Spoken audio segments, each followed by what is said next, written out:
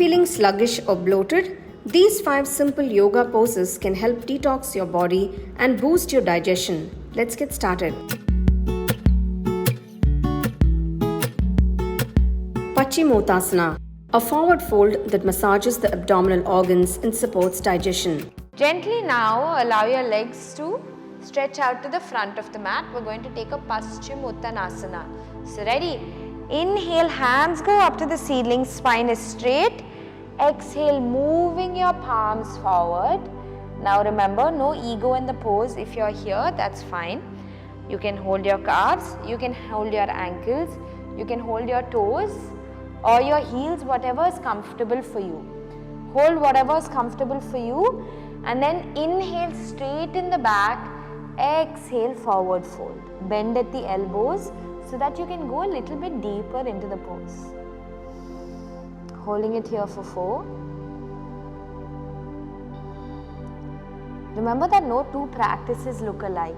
Every day your body, your practice may look different, and it's certainly this practice is not to be compared.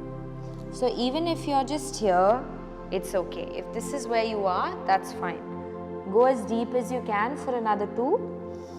Back is straight, not rounded, not hunched, but absolutely straight. And for 1. Pawanmuktasana helps release gas and ease bloating with gentle abdominal pressure. Focus on long exhale. Now keep the knees close to your chest. See if you can wrap your elbows around your knees. So you're giving yourself a nice tight hug here. Exhale, see if you can lift your forehead up towards the knee. Inhale, come down, Pawanmuktasana. Exhale, lift up. Inhale, down. If holding the elbows is too difficult, you can just use your palms. Exhale, lift up, stay here.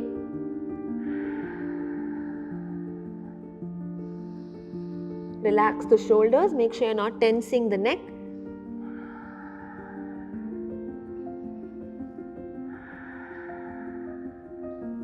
Inhale, slowly bring your feet down to the mat and relax. Ustrasana opens up the chest and stimulates digestion by stretching the front body. We're going to come into camel pose or Ustrasana. So coming back into Vajrasana and hips going up. Okay, from here we're going to spin one hand and then the other so that the hands are holding the heels. Allow your head and neck to drop down and then push forward with your hips. Allow your head to hang back, and this is essentially working on the ovaries for women. Any of the tension that you've built up here, you can allow it to be released. Consciously allow your hips to be pushed out for 5, 4, remembering to breathe, for 3,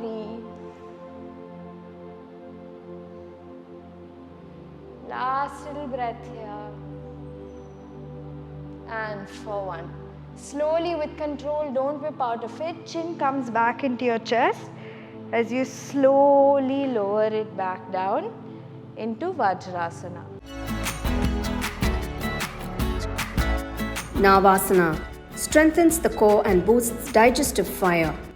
Boat pose or Navasana. For this, we will start by sitting in this L-sit position where your legs are straight out in front of you, feet are together, your hands are by your side and your back is nice and straight. From here, slowly bend your knees. Now lift your feet up, making sure your back is straight.